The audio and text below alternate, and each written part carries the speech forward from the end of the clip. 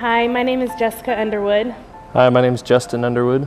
One of my best friends, Tiffany Oglesby, she invited me to several girlfriends events, asked me to go to Bible studies, and I just kept saying, okay, I'll go. I even bought tickets to girlfriends events and just had something come up.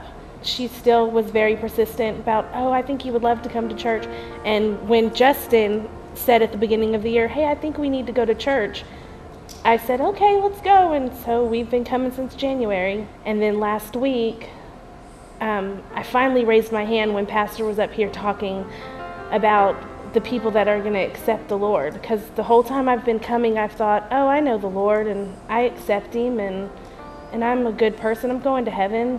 And I didn't realize until probably last week that accepting the Lord and keeping to myself about Him wasn't enough. Like, I have to do more, and I have to tell people my testimony, and I have to just shout from the top of the mountains that I believe in God, because I've always not told anybody. I've always just said, oh, people will know I'm Christian without saying it. And now I want to, that's why I want to get baptized. I want for everybody to know that I want to start over, and I want to give my life to God, and that's why I'm getting baptized.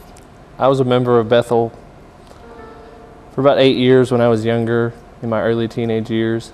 Had a lot of things happen in my life that kind of strayed me away from church and actually made me question my belief in whether God was real and whether He was actually working in my life.